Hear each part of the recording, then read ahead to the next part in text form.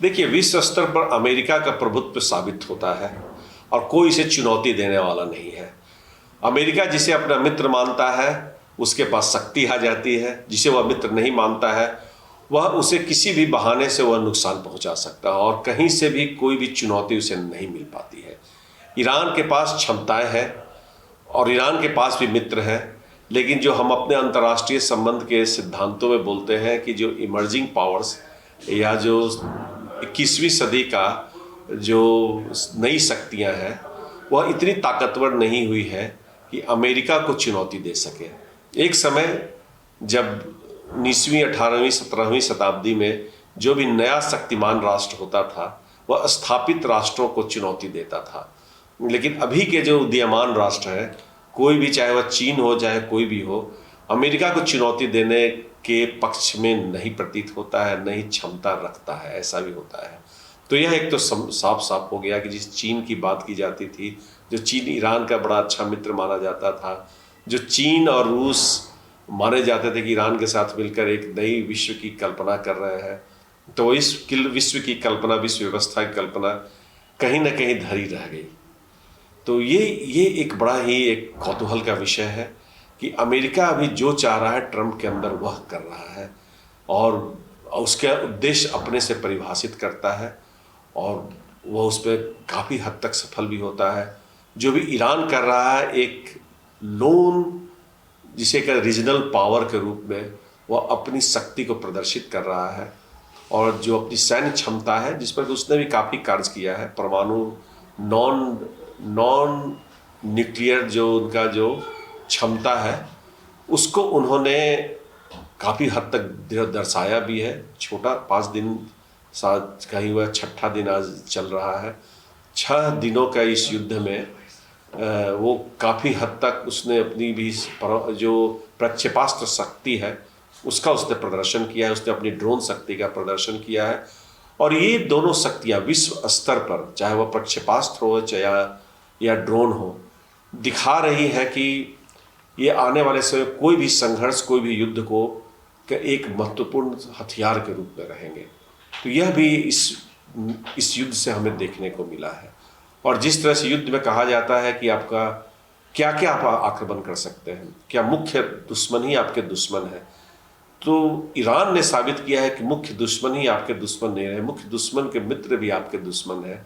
तो उसने उन सारे राष्ट्रों जो सीधे सीधे युद्ध में शामिल नहीं थे, जो पश्चिम एशिया में अमेरिका के मित्र माने जाते थे, जिन्होंने मिलिट्री बेसेज अपने जहाँ दे रखा था, तो ईरान ने वहाँ भी आक्रमण किया है। एक जो और बात कई लोग बोलते हैं उस पर थोड़ा ज़्यादा सावधानी से बोलने की आवश्यकता है, वह क्या यह शिया और सुन्नी का भी संघर्ष सामने आता है, क्या शिया और अरब वर्ल्ड का भी संघर्ष नज़र आता है। तो कुछ हद तक, अगर पूरा का पूरा अगर हम नहीं भी कहते हैं, तो कुछ हद तक यह भी इस युद्ध से नज़र आता है कि एक जो परिकल्पना की जा रही थी कि एक दिन शिया और सुन्नी का भी संघर्ष होगा, तो यह संघर्ष आया है। यद्यपि बाकी जो सुन्नी राष्ट्र या अरब राष्ट्र है वो सीधे से मैदान में नहीं उतरे हैं और ईरान भी कह रहा है कि मैं उनके जनसंख्या को, चाहे उनके सैन्य क्षमताओं को नहीं कर रहा हूँ आक्रमण, मैं अमेरिकी बेसिस कर रहा हूँ, जहाँ अमेरिकन एसेट्स हैं वहीं पर आक्रमण कर रहे हैं। लेकिन ये लोग भी अपना एयर डिफेंस से लेके कई सिस्टम के साथ उतर आए हैं। तो एक नई तरीके से विश्व व्यवस्था को प्रभावित की जा रही है। कोई भी जो अंतर्राष्ट्रीय संस्थाएं हैं नाकाम रही हैं, कोई भी अंतर्राष्ट्रीय कानून नाकाम रहा है। इसमें जो जिसे कहते हैं हेजेमोन ऑफ द वर्ल्ड सिस्टम, जो सबसे बड़ा दादा है, वो हर एक चीज़ को परिभाषित कर, सही गलत सब उसके निर्णय पर आधारित है। सर, अर्थव्यवस्था को कितना नुकसान हो रहा है अगर बात करें वर्ल्ड वाइड देशों? देखिए, अभी तो कुछ भी कहना मुश्किल है क्योंकि अभी 6 ही दिन हुए हैं, लेकिन 6 दिन में भी जो सूचनाएं आ रही हैं, वहाँ तेल के भंडार पर आक्रमण हो रहे हैं, तेल की यातायात जो होती है, जो तेल का ट्रांसपोर्टेशन होता है, उस पर बाधाएं हो रही है। एक भय हो गया, उस भय के चलते कई सारे कंपनियां ने कोई भी ट्रांजैक्शंस करने से मना कर दिया है। साथ साथ जो पूरे क्षेत्र में जो कंपनीज है, उन कंपनीज ने अपना बिजनेस एक तरह से बंद कर रखा है क्योंकि उन्हें भी भय है, लोग भाग रहे हैं, इवैक्यूएशन हो रहा है। तो एक जो नॉर्मल बिजनेस इन्वायरमेंट था वो पूरा का पूरा बाधित हो चुका है। तो इससे निश्चित ही अर्थव्यवस्था पर, विश्व अर्थव्यवस्था पर प्रभाव पड़ेगा, क्योंकि पश्चिम एशिया या वहाँ के जो स्ट्रेट ऑफ हॉर्मुज से लेके आगे भी जो रास्ते हैं वह न केवल तेल की आपूर्ति के लिए या गैस की आपूर्ति के लिए, वरन बाकी भी जो गुड्स होते हैं, बाकी भी वस्तुओं की आपूर्ति के लिए एक महत्वपूर्ण क्षेत्र माना जाता है।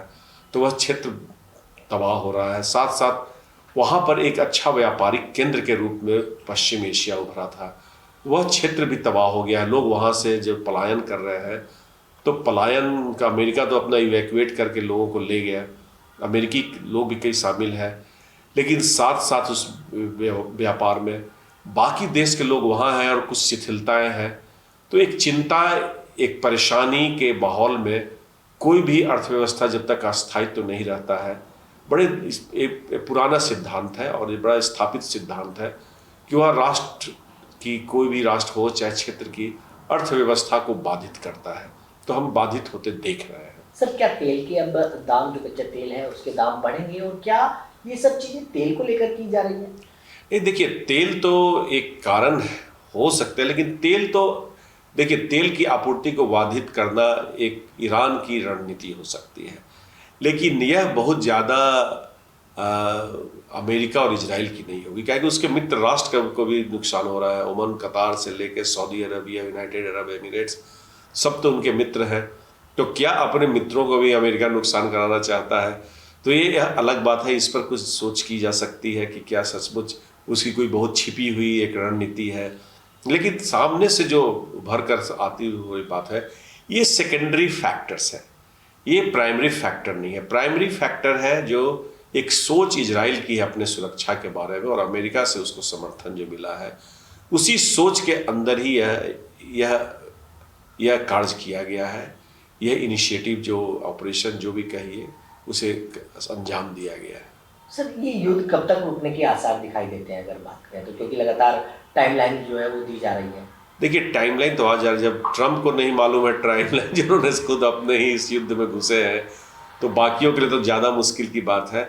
लेकिन यह इतना कहा जा सकता है कि यह युद्ध बहुत ज़्यादा दिन नहीं चलेगी, क्योंकि जिस तरह से नुकसान हो रहे हैं और जिस तरह से ईरान की खुद की भी क्षमता है, कहीं ना कहीं सीमाएं हैं, लेकिन वह युद्ध की कीमत को बढ़ा रहा है। वह पूरे क्षेत्र को बता रहा है कि अगर तुमने इस तरह के गतिविधियों को, इस तरह के नीतियों को समर्थन दिया, तो यह तुम्हारे लिए भी नुकसानदेह होगा। और इस पर वह काफ़ी हद तक सफल दिखाई दे रहा है। जिस तरह से उसने आक्रमण किया है, न केवल इजराइल में, उसने इसके दायरे को बढ़ा दिया है। इजराइल के अंदर भी जिस तरह से ड्रोन इंटरसेप्शन में फेल हो रहे हैं इजराइल में, एक छोटा राष्ट्र है, तैयारी कर रखा है, बंकर्स में लोगों को भेज दिया है, लेकिन परेशानी हो रही है, उनके इंफ्रास्ट्रक्चर तो गिर रहे हैं।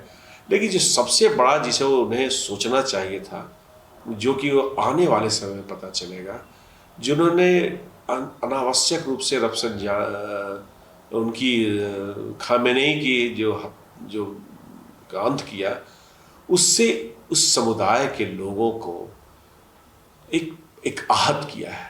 और उससे एक जो नॉन स्टेट जो एक्टर्स है, हमस है, उनको उन्होंने फीडर, एक काफ़ी कुछ एक आपूर्ति करने का एक रास्ता बना दिया है, जो कल के दिन में उनके पास कई फिदाइन न पैदा हो जाए, जो कि लंबे समय तक नुकसान पहुंचाते रहे।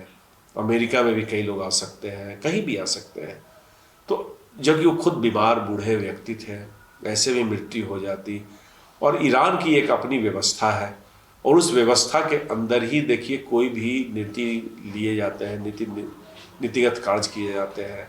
तो कहीं मैं इसे मानता हूँ कि अमेरिका का कहीं ना कहीं से फेल्यूर रहा है, और जिसके चलते उसने किया, कितना हासिल हुआ, क्योंकि अब ऐसे भी ईरान बहुत बम तो बना नहीं रहा था।